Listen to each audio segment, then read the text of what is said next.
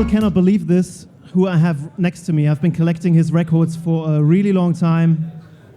Prescription records. He put us into altered states. Please welcome Mr. Ron Trent. Thank you, thank you. Thank you. And actually, I'm very happy for two reasons that he's here. One, because I'm a really big fan, and the second thing is that it's not an easy time that he's going through, as you are probably all aware of. One of his biggest mentors, and probably one of our biggest mentors, just passed away, but he was fortunate enough to be a close friend as well, Mr. Frankie Knuckles. And Ron was just telling me that he was taking the energy that he got from his emotions from this passing and turned it into music. And maybe we can start off with that. Or are there words you want to introduce this with? I mean, I'll introduce, or just say a couple of words. I mean, the last couple of days have been very hard for me. Extremely hard. I'm not the kind of person that cries or anything like that. I'm just not wired up like that. But, you know, I found out that Frankie passed early in the morning, maybe about 3 or 4 o'clock in the morning on Monday, from his inner circle. And past couple of days, I haven't really slept. I did get some rest last night, though. My way of actually getting through dealing with my emotions normally is to go and be creative in some form or fashion. Normally, you know, I use my fingers, my hands. I grew up playing percussion, learned how to play keyboards later. So one of my grandest moments in time in dealing with Frankie is being a teenager, actually, and going to New York for the first time. And by that time, Frankie had moved to New York and had his residency at Sound Factory, which is probably one of the best sound systems that I've ever heard in my life. And what wound up happening that night is that it opened my mind to the possibilities of music and, you know, how music could be presented. Growing up in Chicago, we had great sound systems and things of that nature, and it was an illustrious time, and everybody talks about it. But experiencing Frankie Knuckles on that level of professionalism and the sound system and everything else, and the music that he was presenting at the time, because he was also producing a lot of very lush productions, you know, in particular at the time, because I went out from New Music Seminar, his song that everybody, of course, relates to him in recent times is Whistle Song. And at that time, he was, you know, promoting it at the time, you know, which is what New Music Seminar used to be. It used to be like a staging ground for new music. You would listen to new music, and then, you know, people would sometimes get record deals, or you would hear new things. You know, you would go to all the clubs and that kind of thing. You know, Sound Factory was open. Red Zone was open at the time, which is where Dave Morales was playing. Sound Factory was New York at that time? Yes, we're talking New York. And you had The Shelter at the time. So that's what time? I'm talking about 91. You were how old? I was 18 years old. So just like some of these people that are coming and going to Panorama Bar and flying in and sneaking in, yes. But can you compare that experience, though? Was the vibe similar? You know, for me, you know, I mean, I can't speak for another man, another woman's mind. You know, I mean, the experience for me was, it was ethereal, you know, compared to some of the things that I had witnessed when I was a teenager in Chicago, DJing and going out to parties and that kind of thing. Because I got into this, I didn't get into DJ culture from a perspective of, you know, I went to a party and then I decided to be a DJ. It was something that was around me when I was a kid. My dad used to be a record pool director, which is someone who, at the time of the disco era, they used to actually have clubs. And in these clubs, they would get unreleased material that a lot of times that the major record labels wanted to promote to DJs, you know, to test out their records. And my father was a record pool director and a musician, things of that nature. A college buddy of his named Donald St. James was actually the president of this record pool.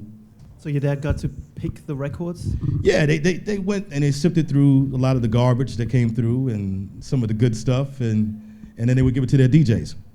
And then they would go to these DJs would then report back of like what they were playing. And this was a gauge of how the record labels, whether it been an independent or a major, would gauge if a record was good or not.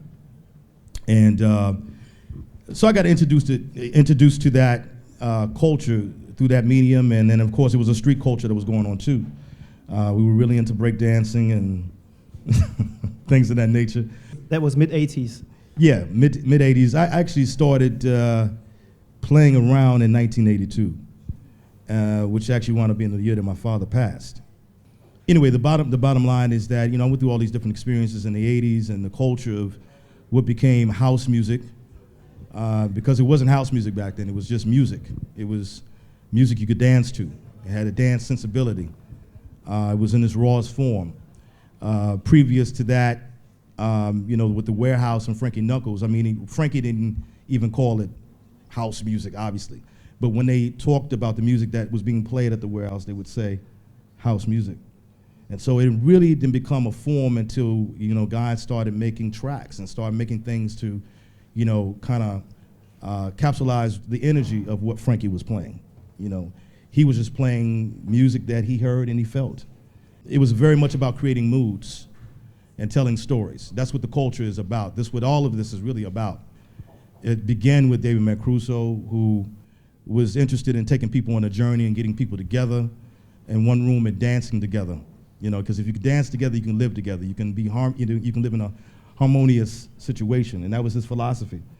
And this is what we do today. This is why I have a career. I have a career because of Frankie Knuckles. Frankie Knuckles came and opened the door for me in my career. And that's why it's very hard for me because, without him and David Morales really playing my records, when I first was, before it even came out, quick story, I was DJing at this after hours club as a teenager. It's called The Reactor in Chicago. And DJ Rush used to play with me. People don't know that. People know Rush here? Because he lives here, right? I actually hired DJ Rush. That was my brother. That was my DJ partner. And Rush was very experimental back then. He used to play disco records very fast, and these tracks and different things, and he had a very vast knowledge of music. But together, along with another DJ by the name of DJ Jocko, we kind of made this place that was underground for a while, very popular. Frankie Knuckles came back to Chicago. I had done the record and decided I was going to release it with Armando Gallup on Warehouse Records.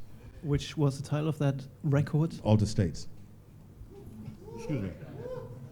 And there was Making Love and you were how old again? I was a young boy. This is just to encourage everyone. Yes, I was young, and we'll get into that a little later. But I'm just speaking about Frank. I have to do this, man, because without this guy, touching my life and mentoring me along the way, I think maybe I might have, decided to become an architect, which is what I wanted to do before. I do a form of architecture now. It's called sound architecture, and that's how I consider it now. Anyway, Frankie had moved to New York. He came back, and he was doing one of his special parties, and we're talking 1990. I had done the record, and Armando had said he had given it to Frankie when he had went to the New Music Seminar the year before, which was 1990. And so I'm like, oh, okay, all right, we gave it to Frankie Knuckles. Now, Frankie Knuckles is a hero in Chicago, a hero, a god. Like through the era of the time that I came up, he was a hero, mythical almost. And, so, you gave it to Frankie? Okay, all right, we'll see what happens. We'll see if he plays it. So he came back to Chicago. That night, I actually had to work at the club that I was at. Frankie Knuckles came and played that record 3 times, back to back. And it's a track that's not 5 minutes long. No, it's not. How long was it? I don't even, give me the record. I could even it says 13 minutes. There you go. Once at the beginning, twice in the middle of the party, from what I understood. And that solidified my career. They gave me the opportunity to have the world hear my voice musically. And if it hadn't been for that opening and him doing that, along with what he carried through and other guys carried throughout the business, I might not be sitting here. So I have to, give, I'm just in the fullest gratitude to Frankie Knuckles and the energy that he brought to this earth. So, yeah.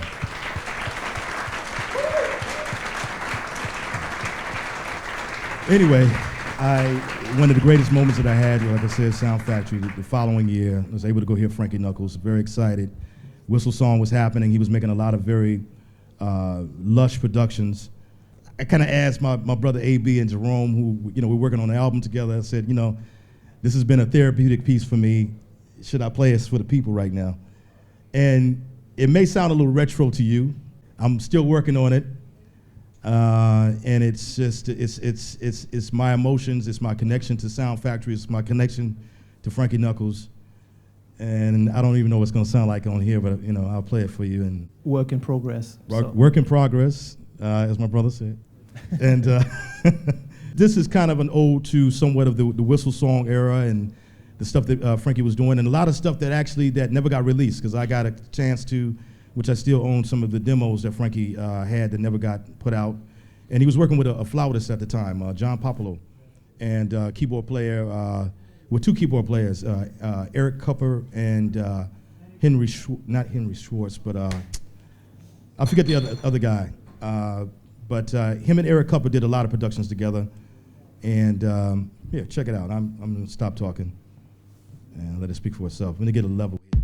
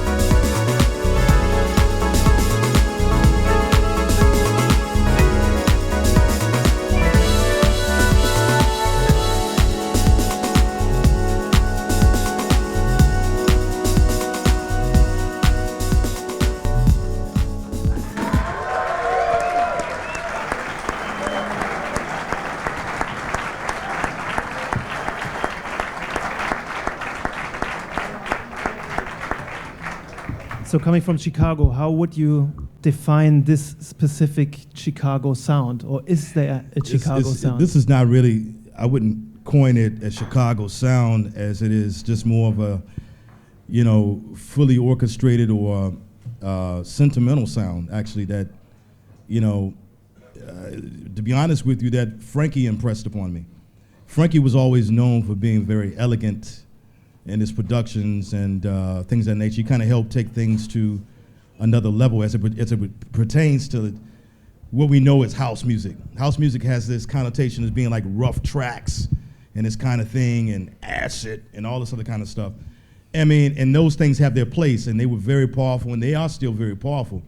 But the thing is that, as young guys coming up in Chicago, and even DJs, that wanted to produce music, the idea was to actually recreate these disco records we were listening to, and a lot of that was orchestration. We wanted to be musicians, we wanted to figure out how to articulate our feelings, so Frankie got a chance to, obviously when he upped his game, as we say, work in big studios and work with more musicians and expand his mind.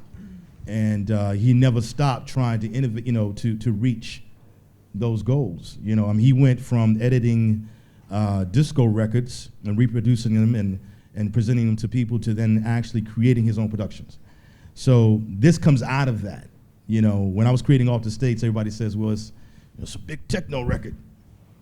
And I say, well, not necessarily. It might be techno in that it was, I was using electronic equipment, but there was an energy that I was trying to create. And that's, for me, that's what production is about. What kind of equipment were you using for Altered States? At that time, it was 909. It was a Roland keyboard, which I don't even remember the name of, and a 626. MIDI'd all together somehow, Frankenstein style. House music, or what became house music, or the culture, was very prevalent in the Chicago area, where it reached down into the youth. Me being one of those guys, and you had everybody trying to be a DJ. Not everybody, but a lot of people trying to be DJs, and you couldn't afford it. Or guys trying to get equipment, this kind of thing, so that they can produce music. Because you had to also understand, too, that these parties were very mythical in certain senses, because you couldn't really go to these parties unless you were a certain age. So there was the trickle-down effect. You would hear about things. Yeah, they do this in there, and they do that in there, and then, that kind of, he plays this kind of music in there, and you would get tapes. Because tape culture, it was largely responsible for what we do today, too, because those tapes that were recorded in the booth and passed around is actually how the music circulated. How people got a chance to, oh, wow, what's going on there? We heard about it. Oh, this is what they're playing? So it created this whole, vibe, on the streets. So was there a radio show as well? You had BMX and things of that nature, but BMX and the guys on Hot Mix 5, they were playing more commercial stuff that was very accessible. Frankie and Ron Hardy in Chicago, the DJs that we held as the big guys, they were kind of untouchable and very underground. So you didn't really hear that stuff. You could go there and hear something once and never hear it again. It was that kind of thing. And it could be like the best record you've ever heard in your life, but you would never hear it again. So you went for that experience to hear something new. And that's another thing that's very important, I think, nowadays, too, is that you understand this, that we were also in the frame of mind as being a DJ. You were a mood creator. You also sold records, okay? That's why we're here today. You sold records. These guys played records, like I mentioned, Frankie Knuckles. It was nothing for a guy, if he really liked a record, to play it 2 or 3 times in a night. Because you knew that was the record he liked, and guess what happened? You went looking for that record later. You know what I'm saying? And this is what drove sales. This is what made things happen. Okay, this is what created industry. Versus it being, I'm the DJ, and I'm just gonna play music. And you're gonna love me because I'm playing the music. That's what it's about. It's more, my job is a servicer to you, to get you to either evoke feelings and emotions on the dance floor, or to sell some records, to get you to turn you on some new music, to open your mind. That's what I'm supposed to do. That's the ethos that I come from. But did you start out from a DJ perspective, or did you always plan to become a producer? I started off as anything, and started off because I loved it. It was something I felt. It was a way of expressing myself. I grew up playing percussion. My dad was a percussionist. He had a band all through college and things like that. He played as a little boy, and he taught me how. What I was really interested in is the fact that I could put 2 records together, and the timing.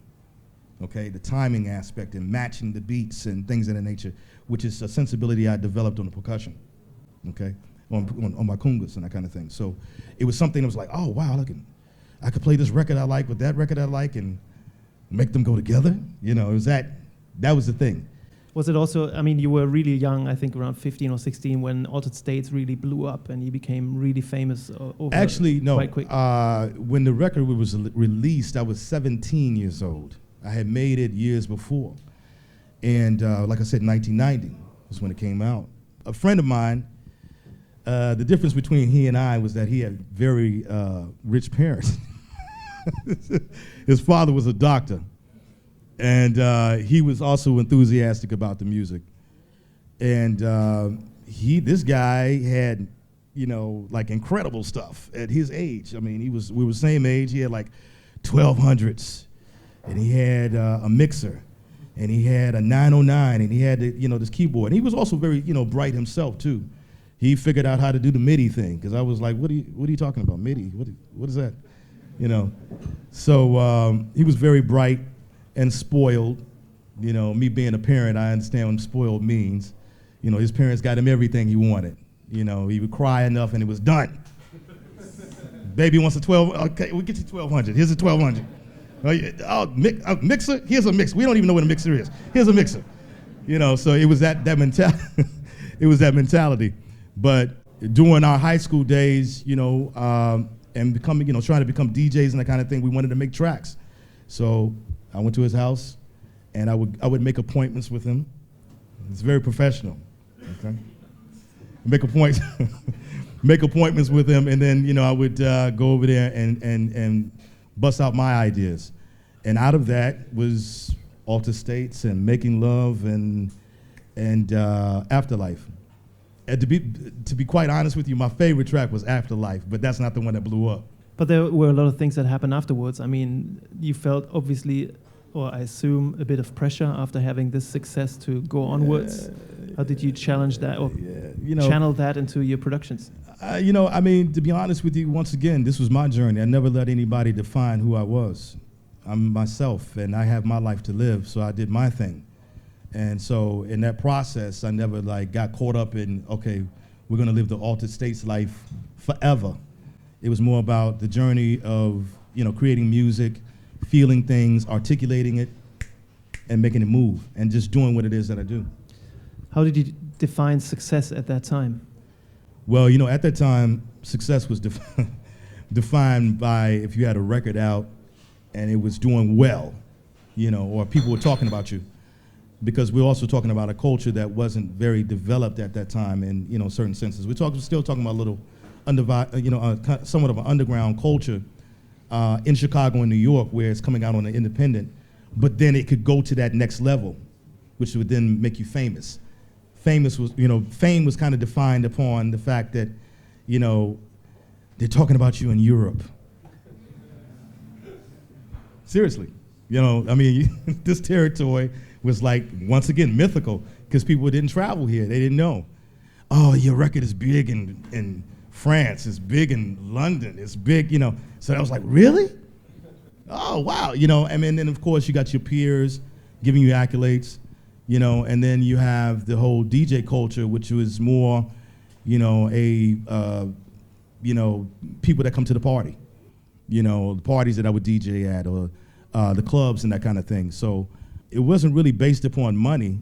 It was based upon, you know, the accolades that you were being given around the world. Quite a tough scene in Chicago, which was almost mafia-like, the house scene. Maybe you can... You really want to talk about that? Yeah, why not? Who wants to hear about that? Chicago is, you know, definitely meets up to its reputation. I mean, you know, it's a gang city. It's a gangster city. You know, it's very interesting. You can watch a documentary that's on.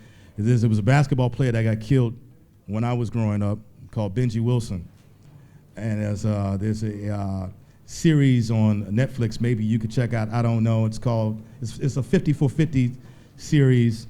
It's an insight to Chicago in the '80s and what was going on at the time. He was a basketball player that got killed. High school basketball player. He was being recruited by the majors at the time. He was that good. And his life was shortened because of gang violence, pretty much. But in this documentary, they talk about, you know, the music and the importance of the music and how it brought us together, and how, you know, even the gangsters were party to the music, because that's where all the pretty girls were. You know what I mean? And there was also a certain level of respect for this forum, you know, of a party. And as a matter of fact, you know, the gangsters might come to the party, but they might rob you afterwards. Yeah, seriously. And, you know, if you decided to be down with house music, if that's what you wanted to do, and dress a certain way, because it was a whole culture. You know, we were really into expensive clothes, or at that time, Izod was a big thing, and Ralph Lauren, and all these, you know, Giorgio Armani, Versace, you know, these were big labels coming up in you know, in these times in terms of clothing, and people were trying to, you know, save up their money and buy them just to go to the party. It was a whole culture, you know. So, and Gucci belts were big, real big. The bigger the G's on the belt, the more house you were. This is a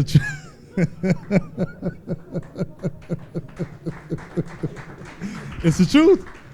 So those same Gucci belts got stolen by the gangsters afterwards, and a lot of times guys got beat up. So this kind of culture and mentality was very prevalent, and it was youth culture too.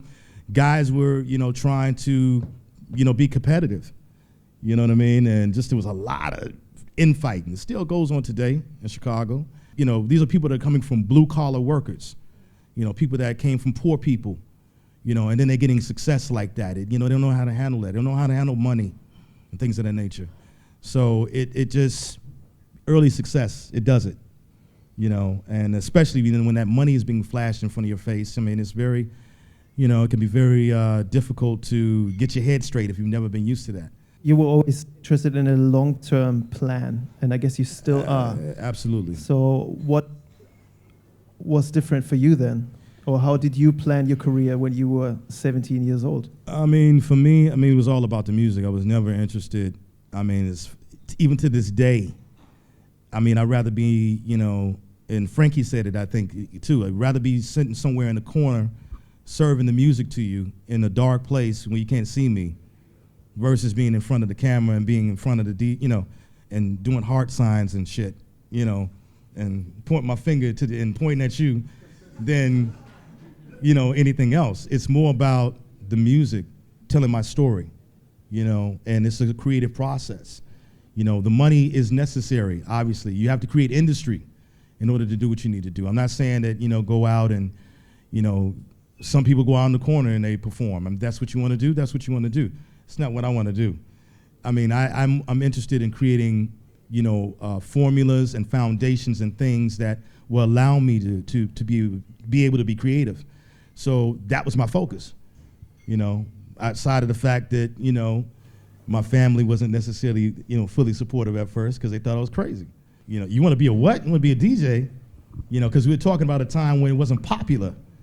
What, you want to be a radio DJ? That kind of thing. And at that time, if you weren't Michael Jackson or Prince or somebody that the elders could associate, with success, then you're not talking about something that's stable. So this is total heart and soul. If you don't believe in it, I don't think you should get in it. Because you're gonna have good days, you're gonna have bad days. There was days where I didn't have money at all. I remember wanting to walk home from a place because I loved the record so much that I was willing to spend my bus fare to walk home. And that's the love that I'm talking about. If you don't have that, you shouldn't do it. I'm gonna be honest with you. I'm just talking my experience, and I can only speak on what I know. But that's the love, and that love will carry you through. It'll get you through everything.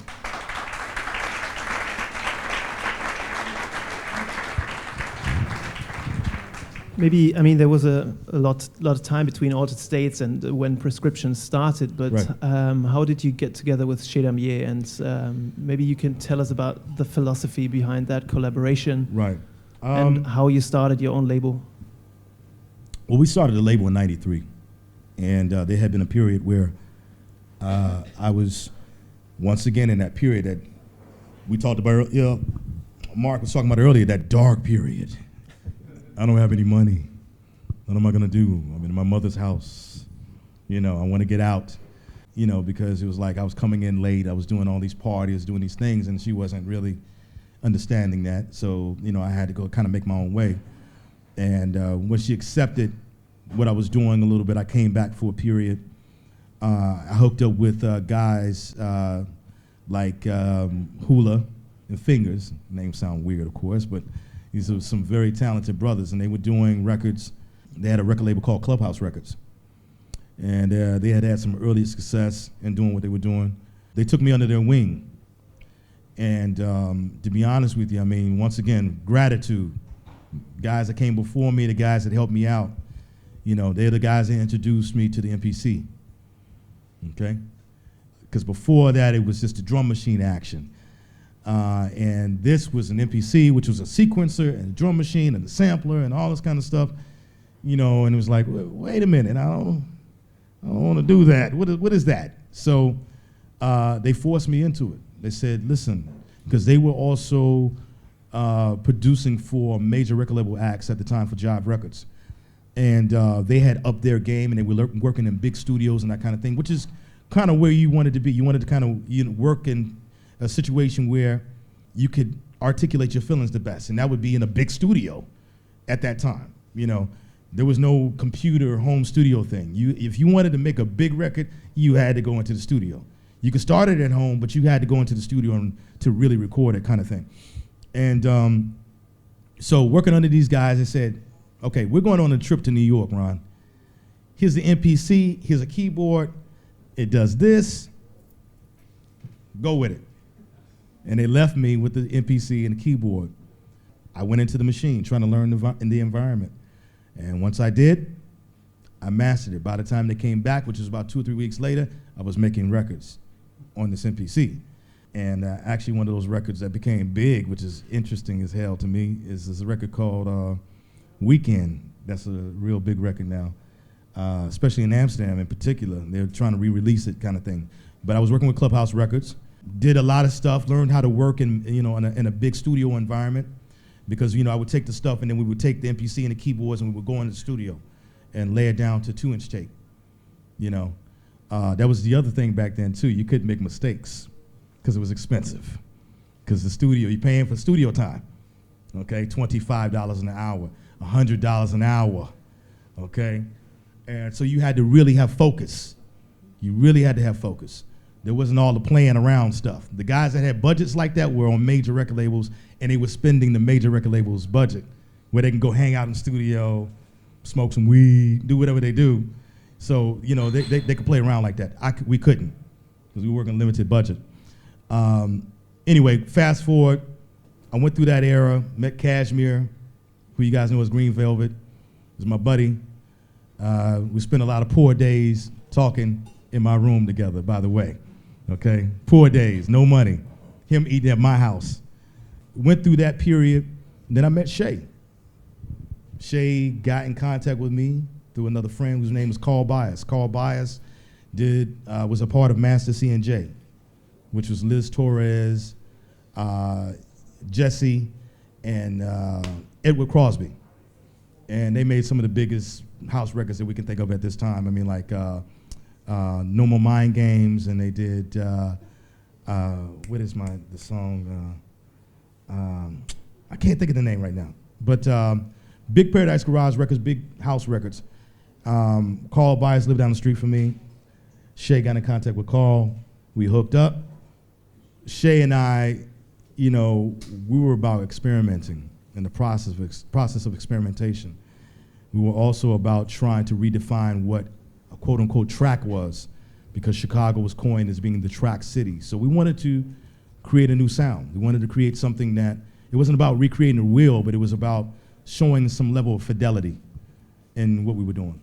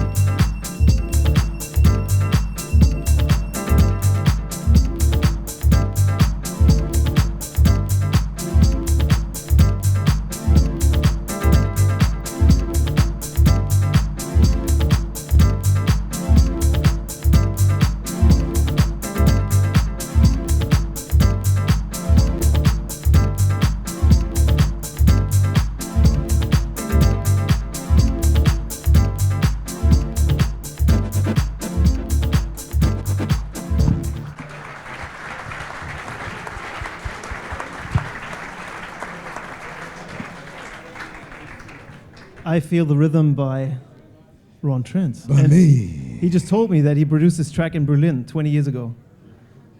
That deserves another applause. Yeah, that was recorded in the Hard Wax studio, Basic Channel Studios.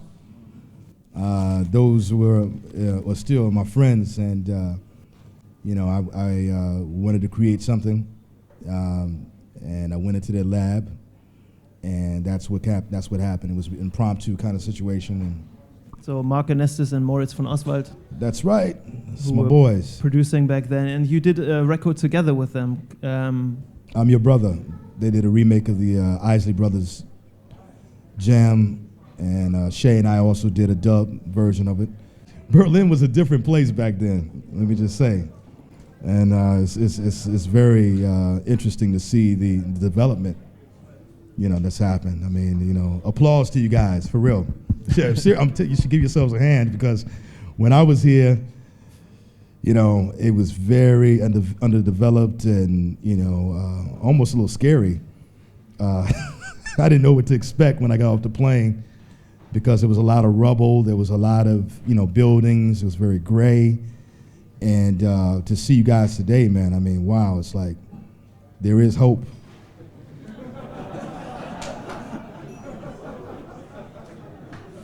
Talking about collaboration with Shay Damier, how did you split up your work?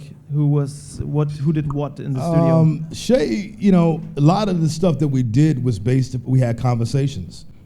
A lot of laughter, a lot of conversation, and we created a spirit in that. And, I was the more musical guy, Shay was the technical guy, because we worked out of KMS Studios. KMS Studios was a very big facility. It was $1 million facility. That belonged to Kevin Saunderson, Yeah, right? Kevin Saunderson, who was of Inner City in Detroit. And Shay had worked with Kevin Saunderson and that staff for some years. Though he was from Chicago, he had moved to Detroit. Actually, he had grown up a little bit in Lansing, Michigan. And so I used to go there and do my recording, So I would MPC, the keyboards, because Kevin had like mass keyboards. He was just, people were giving him stuff. He didn't even have time to deal with it. So I did, and so we would hook it up, and then we always had the assistance of Kevin's brother, Ron Saunderson, who had been a studio engineer in New York, because Kevin's from New York. He had managed a disco group called Sky, and later Brass Construction. And Kevin knew the studio. Ron knew the studio very well. So anytime we got any glitches, he was there. And then Shay knew the studio too. So we would. It was the idea of creating tracks, but in a studio that could give us a different level of fidelity. And then also at the time we were going back and forth to New York. And by that time, Frankie Knuckles had left the Sound Factory, and it was Junior Vasquez. And Junior was there.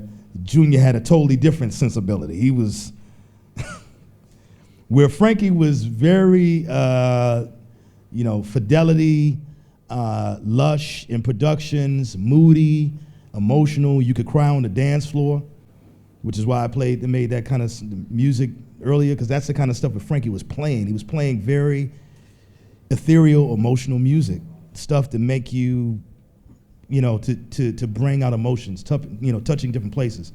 Junior was the opposite. Junior was grit. He was radical. You needed to be on some drugs or something to listen to it, But the sound system was so amazing that I can't even explain to you. Years before, when I checked out Frankie at Sound Factory, like I said earlier, he made me like a record that I didn't like, which was amazing. There had been this commercial record by Jamanda that was out at the time, which was a group that came out of New Jersey. This commercial record, Steve Silk Hurley had produced it. I didn't like it. And we went to the new music seminar, and they were really pushing this record. And Frankie was playing. He was playing, I think one of the records was Sabrina Johnston, Peace in the Valley, When I Walked in the Door. He was playing I'll Be Your Friend, Robert Owens, Damon Rouse production. He was playing various and sundry of different things. I think MK was also a big producer at that time. And, you know, he played, one of the records that I still play to this day, if I am playing by myself, is a remix that was done by Dave Morales, Frankie Knuckles, was called, What Is This Thing Called Love by Alexander O'Neal. And the reason why I play that to this day is because it touched me when I heard Frankie play it. He played it, and he played it for like 15, 20 minutes. He kept working the record back and forth, and, you know, it was just amazing, you know. And I had never heard records like that before, like on that kind of system. When you listen to a great sound system, you can hear all the fidelity in the records. You can hear all the stuff that you couldn't hear when you were listening to it in your headphones, or maybe on a bad system or on a system that was okay. And these records just came to life. It was like you were standing there in the studio while they were making the record. So anyway, he's playing these records, and he puts on this record I don't like. So I walk off the dance floor, like, fuck, playing this shit, listen to this shit. So I go on the dance, you know, it's on the side. He keeps playing this record. About 10 minutes later, I was back on the dance floor. That's the power of a DJ, and that's the power of a sound system. That's what it's supposed to do. It's supposed to take you to the next level. It's supposed to open your mind. I'd heard Frankie do that. Years later, I go back and hear Junior Vasquez. Junior Vasquez is playing records that I would never play, okay? Seriously, records that were just chaos or, you know, whatever the case may be. Then he would just play some stuff that was like really interesting because it just had all these different elements in it. And it was simple, but it was hi-fi at the same time, you know? So it's like, wow, okay, what is this? You know, and out of that, you know, we would take that, you know, we would take these trips to Mecca, whatever you want to call it, and go and check it out, and then go back and synthesize that in the studio, you know, and that's what Prescription Records was really about in terms of the sound. That's the topic I wanted to touch as well. I mean, this record we just heard, 21 years old, played it to death almost, but when you play it on any sound system, it still sounds amazing. So, thank you. What was your secret ingredient to create that sound back then? You know, we can only recreate our experiences. That's the bottom line. If you were a part of something, you can only recreate that experience. And my experiences were, you know, hearing some of the best guys, you know, do it, and listening to some of the best sound systems. And I made myself available to go check out these different things. You know, I wasn't afraid to go check out different things and look and see what's going on, and then take that and dial that out, you know, on the keyboard or whatever the case may be. And because of that, it made it upped my intelligence about doing things. You know, another thing too, in being a DJ coming up back today, you had to be a sound engineer, you had to be a DJ, you had to be somewhat of a producer, okay? You had to wear all these hats, and you had to wear them well, okay? There was no in between, or I can just buy some records. No, you had to know what it was to actually play records, what they sounded like, what they felt like, what kind of frequencies are present on the dance floor. Why do people react the way that they react to certain frequencies? You know, these kind of things. So you take all that knowledge and then you put that into what you do. And this is one thing that I have to say to up and coming people or people that are doing their thing in particular, is that don't limit your knowledge, man. You're only stepping on your own toes by trying to shortcut something, okay? I understand technology is there. I get it, but that doesn't mean anything, because these are humans driving these machines, not the machine driving the humans, if you understand what I'm saying. So you need to understand that there's a spirit that drives this, and if you can't do that, then, you know, I can guarantee you're not going to be in the business that long. I've watched it. I've put it on the clock.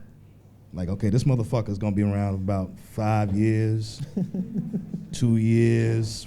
Okay, he's going to blow up. It's going to last about a year and a half. Yeah, I've watched it. I guarantee you. So the thing is, to answer your question, is that it was a sensibility that was developed. It was through blood, sweat, and tears that I developed these things over a period of time. And how has your music production evolved over all those years? Well, I mean, for me personally, once again, this is a personal act and development. So I became better as a musician, and also I never stopped wanting to experiment, and try different things, and go through that process.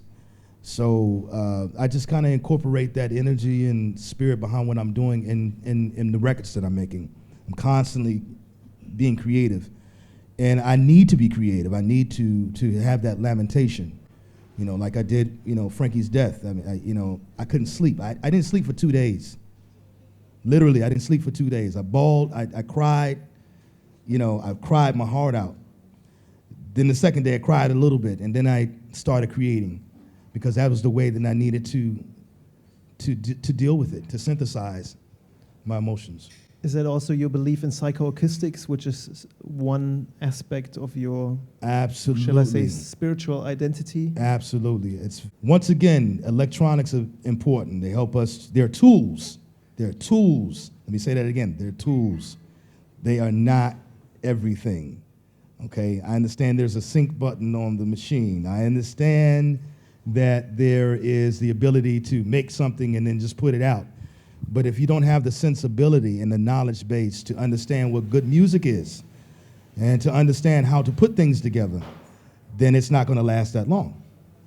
That's just the bottom line. Because we are organic material, human beings.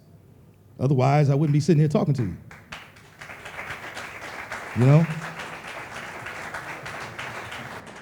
I might be trying to send some numbers or some shit out to you so you can understand what I'm saying. I'm talking to you because we're human beings, and that's the soul of what it is that we do. Dealing with that, there are certain frequencies that the body reacts to a certain way. There's a reason why you like the things that you like, okay, scientifically, okay? And this is where psychoacoustics comes in. This is why places like the Sound Factory, the Paradise Garage, the Music Box, the Power Plant, the Warehouse. These places were very important because the guys that designed these places went in with that sensibility.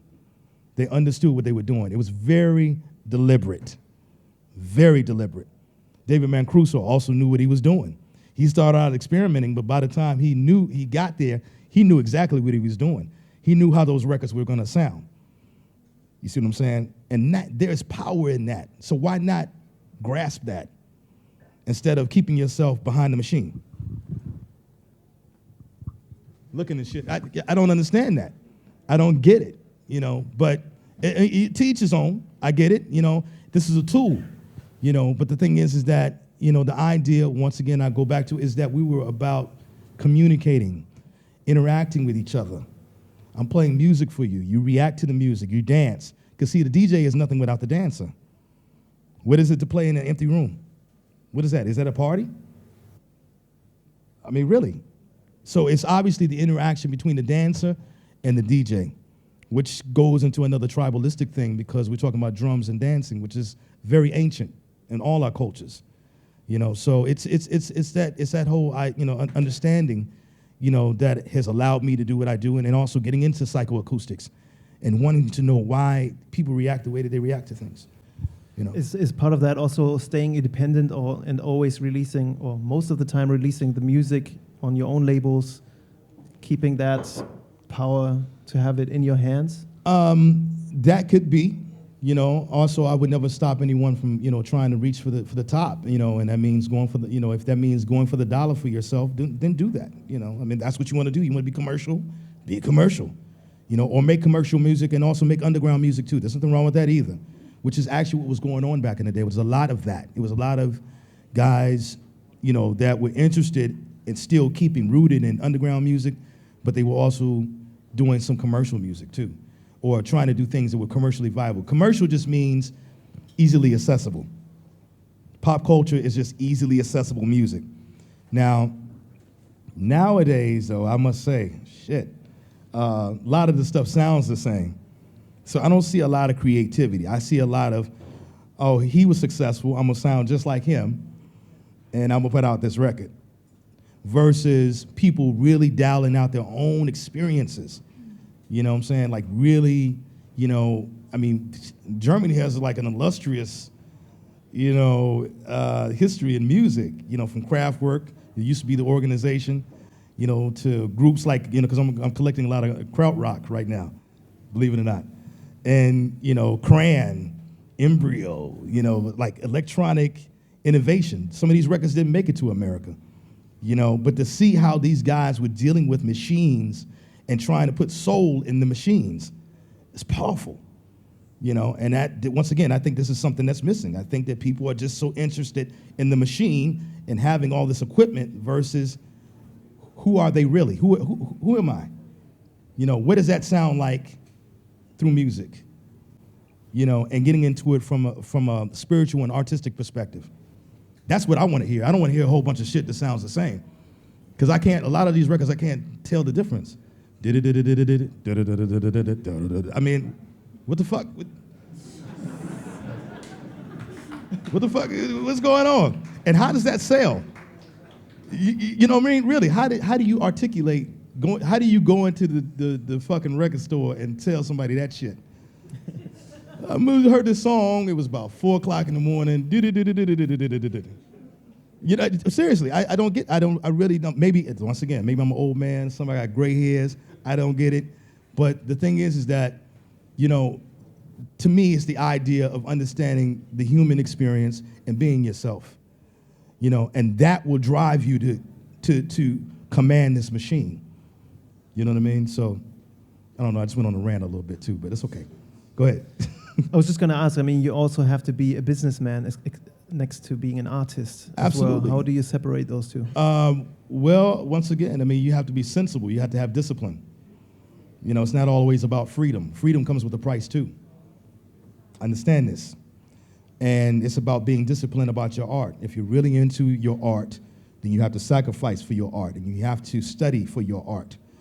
The biggest school that we have is the world. So you need to study the world. You need to see what's going on. So you need to have a good perspective of what you're doing and your marketability, you know what I'm saying, what you're worth, which is probably the most important, understanding your worth. If you don't understand that, once again, I can put it on the clock. I can watch it. I know what's going to happen because everybody's going to be in front of your face. You might get some success, but I guarantee you it's not going to last that long. It's going to be just like that. Like, oh, yeah. You remember that record? No, I don't even remember that record that he did. And that's what you don't want. So you want to put yourself in a perspective of studying business, studying trends, watching how things move, watching how people move, and that's why being in this business is a very important profession. Being a musician or a DJ, you're a social scientist. Sorry to tell you. But that's what it is. You're a social scientist. You're watching people. You're dealing with people. You're selling to people. You're always dealing with people. You're watching shit. So that's what you got to do. You got to be on your job. Okay? And if you're going to create music, be on your fucking job. And a lot of people, oh, yeah, I make, do this. And that's okay. I get it. But I can kind of tell when people are serious about what they're doing by the way that they approach things. You know what I'm saying? And there's a certain drive and a certain energy, and I'm wanting to hear new stuff that is like, oh yeah, this inspires me. Let me go back to the studio or, whatever the case may be. But I have to say, there is a lot that I'm not hearing, and I'm talking to guys, hey, did you hear something? Is there a new record I need to check out? And everybody's saying the same thing, But what kind of artists inspire you today? I'm listening to a lot of old stuff. I'm listening Let's talk about new stuff. Well, for change. New stuff. I mean, I like James Blake. I like, your Robert Glaspers. I like some of the guys that I work with or that I put on my label. You know what I mean? There's a reason why I put them out on my labels because we're inspirational to each other, Some of the electronic stuff that I've been hearing, that my brother A.B. and Jerome have been putting me on to is interesting. I don't necessarily have any titles, but I find myself going back to these older places because of the spirit in these records, man. You can't beat it. But are you sometimes, or do you feel that you are often referenced by the tunes that you did 20 years ago? Of course, that happens all the time because that's their point of reference. But doesn't it disappoint you that in the fact that you have been producing for 20 No, it years doesn't disappoint me and because people just go back to that stuff 20 years ago? because I would have stopped a long time ago. And the thing about it is that I understand that, and being a powerful source for music, whoever you are, whatever you're doing, or if you feeling that in your veins, you're always going to be a visionary. You're going to have things coming to you that nobody else sees. You'll create things that nobody else hears. So it takes 10 to 20 years for people to get onto things. Mm-hmm. So I don't get mad. Those that are following music know what I'm doing, and those that don't are just caught. Fine, But we're all on this train ride together. Eventually, you'll get it. And that's my philosophy. I don't get caught up in that.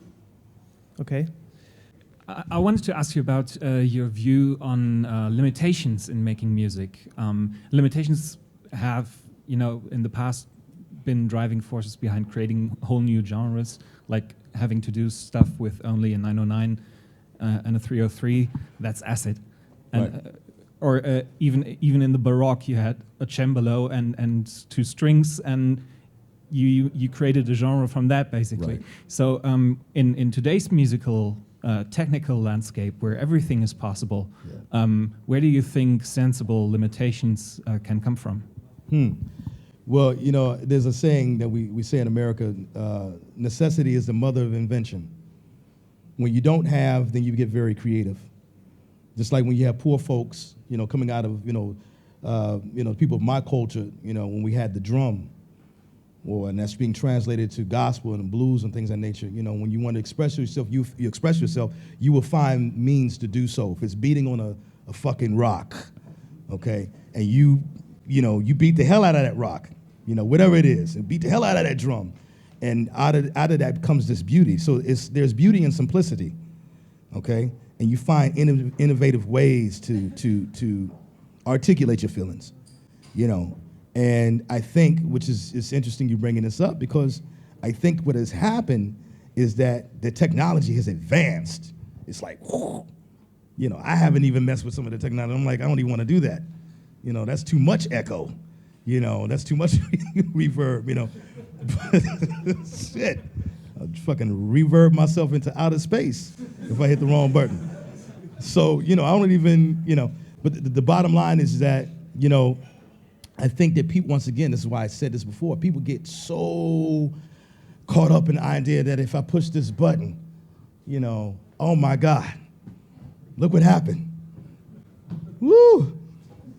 Oh, and they get caught up in that versus concentrating on the raw elements that make or fire this thing in the first place, which is melody, or which is working with an acid bass line until it turns into something that that's space-like, but that you feel, So the limitations, I don't know that there needs to be any limitations. I just think that people need to be a little bit more disciplined about things. You have a tendency to get so, because we're living in that decade. Come on, computer, Twitter, Facebook, this shit is flashing in front of my face. It's hard for you to concentrate and say, no, hold on a second. Let me get over here and let me learn some chords. Let me get over here and do this. Let me listen to some music for a while. Let me just slow it down and let me get into myself, me, the organic being, the person, versus the machine. I was gonna ask more about using vinyl opposed to all the other technology, and maybe is that a good tool to and a limitation at the same time to reach more depth of what you're talking about? Well, if you ask me, I'm gonna say yes, absolutely. Because I know how records are recorded, especially the ones back in the day. We're talking about electromagnetic energy, transfer of feelings. Because I'm about spirit and organic matter.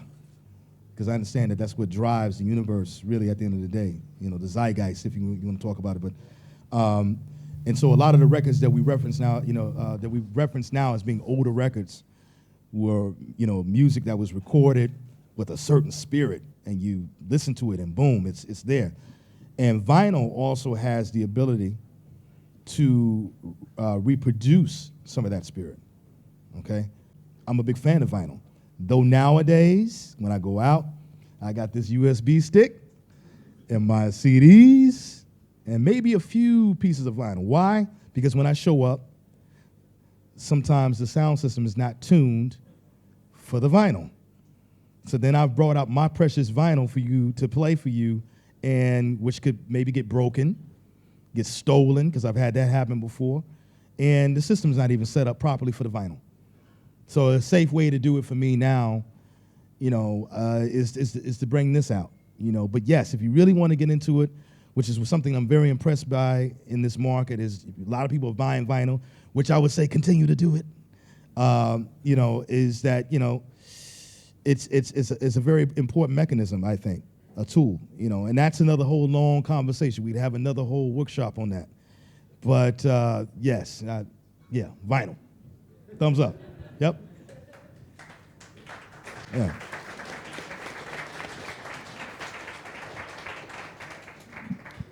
I wanted to ask, when you're at a club and you hear a track from you, especially the old ones with Chase maybe produced, it feels like suddenly the sound system gains 5 dB. And I want to know if you can give us a little insight about your setup at the time, especially in the mixing process, maybe? The studio you were using, maybe? Oh, the studio that I was using. Yeah. Well, KMS Studios, big analog board, like the kind that you would see in, you know, maybe some movies back in the day or whatever the case may be. 2-inch tape, which we used a lot. Otari, 2-inch tape. Vintage keys, K2000, MPC 60, the Ward Off, which was given to Kevin first before it came on the market. The Ward Off is what it was called. Several other like Yamaha keyboard modules. You know, I would sit for a long period of time and also make drums. You know, a lot of the sounds that you hear on these records are records that I sampled from disco records that I made on my own, and I created them. It's a whole creative process. It's not just, I got stock sounds, I'm making this, you know, and making this record. It was like, you know, I took disco hi-hats. I took hi-hats from some place that I liked, and I created the drum set that I wanted. It fit, you know, was going to fit my personality or to fit the personality of the record that I was creating. It was a whole creative process. And, you know, I'm a true believer. It's like what you put in is what you're going to get out of it. You put a lot of energy into something, you're going to get good energy back or a lot of energy out of it. You know, hopefully it's good, you know, but what I've noticed and through watching trends is the guys that put a lot of, you know, effort into things are the guys that are very successful and stayed around a long time. I'll use Frankie Knuckles as an example. This is a guy that played all through the 70s, all through the 80s, all through the 90s, okay, all through 2014. He was relevant in all these periods, okay, because he never stopped.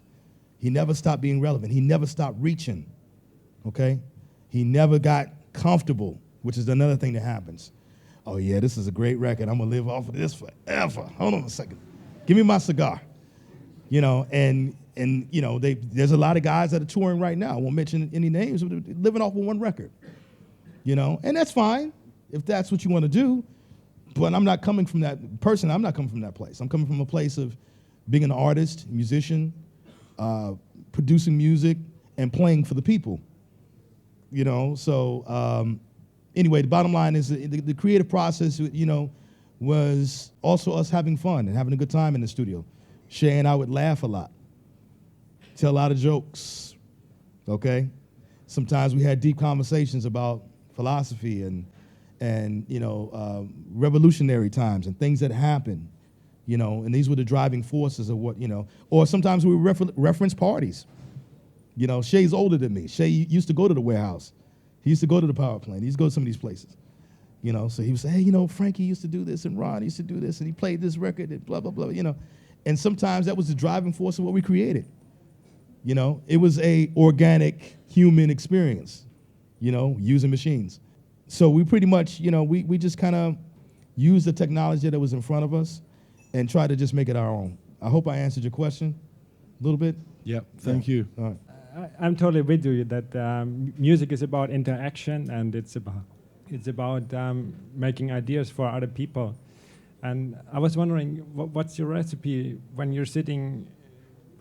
I mean, it's more easy if you're DJing, but I mean, if you're in the studio and if you're sitting for your own, all alone with the technology, do you have any recipe to like not get lost totally in the technology and to like still keep up the vibe for, yeah? Which is a good question, because I mean, obviously, this is a prime example. This is not necessarily like what I played earlier is not necessarily like something I will make all the time. But what fuels this is the emotion and the emotional content. If I was a writer, I would have a pen and I would write down what I feel, you know, and I would try to communicate or articulate the best words that I could possibly use to get you to understand exactly where I'm coming from. You know, and the same thing happens when you're creating. You know, you find the best sound that will articulate where you're coming from emotionally, and then you write that down with whatever instrument you have, percussion, keys, whatever the case may be. And so that is the focus, you know, in wanting to see it all the way through. If I was a painter, I would have paint, you know, I would have colors. And then my idea would be to communicate with these colors, you know, my message or what I'm feeling at the time. You know, and so I think the thing is that once again, it's getting back into yourself and using that as the driving force and using your skill level in terms of technology to be able to articulate that. So that's what I do. That's my process. You know, I have something in my head or something that I hear or something in my heart, I put it down. You know, this is my recording machine. I mean, this is not, I'm using Logic now on the road. Like if I want to dial out something I'm feeling at the time, which is what I did the other day. In my studio, I have Logic, and I have percussion. I have a Rhodes piano. You know, I have a whole bunch of percussion instruments. You know, I have timbales. I have everything. You know what I mean? So it's like whatever I want to do, I'm on it. You know, on the road, it's just me and a keyboard. So I do the best that I can with me and that keyboard to dial out my feelings, you know, but the idea is to see it through and have focus and come from a place. Like you have to kind of feel what you want to do. Or if you're saying, hey, I want to experiment, you see what I'm saying, then experiment, you know, or if you're saying, I got something in my head, I got to get it out. Keep doing it. Even if you got to step away from it, just keep doing it. You know, let me put that down, let me go away, let me take an ear break, let me go back to it. Get it out. You know, and I think a lot of people get discouraged, you know, when they're doing stuff because, you know, they either, you know, get turned off by the technology because it's too much, it's too virtual, you know, where they can't see and understand the environment and what everything does. Or there's so much technology, it makes things easier, okay? So then now I can push this button and it can give me a bass line. I can push this button and it give me a drum track. You know what I'm saying? And it sounds very much like that, if you ask me. You can tell when somebody's really taking the time to sit and create something from their heart versus using stock instrument and, you know, samples from a whole bunch of places. Which, if you use samples the right way and it's coming from your heart, it can be a beautiful thing too. But the creative energy gets, I think, it's like a black hole. It gets wrapped up in the technology. You know, people get lost, you know, so. I wanted to ask you about your aliases like cinematic travels like Noni. So what is the story behind each of them, many of them, and why you do not use your real name all the time? Ron Trent is always the producer of these things, but there are many storefronts. You know, storefronts being like, I want to sell or I want to introduce this product to you, and this is my blah, blah, blah line, okay? So, you know, that's more or less, it's a designer line of things, okay, as produced by Ron Trent. Cinematic Travels in particular was a live meets electronic, live thing that I was doing, experimenting with, which I'm going to come out with another album, later, like it as well. It was more listening. It's more a listening album. It was more about, cinematic travels in the mind, you know, spaces and places in the mind. Noni, that's my daughter. That's my firstborn, okay, right? That was my firstborn, and when we started Prescription Records, she was born in 1993. She's the same age as my record label. And so we created a storefront, you know. Shay was like, well, why don't we just name it your daughter's name? I'm like, okay, let's do that. And so, you know, that's also her keepsake as well, you know. So it's just different things, you know, different inspirations. And you're creating it. But it's the spirit of what you're doing and the signature of what you're doing, your own sound signature that makes it what it is. You know, so I just created these different things for different sensibilities to put you in a different place. What is this? Oh, it's Ron. Okay, all right. You know, that kind of thing. Thanks a lot for being here, sharing all those stories with us, your thoughts, philosophies. Please give it up for Mr. Ron Trent again. Thank you.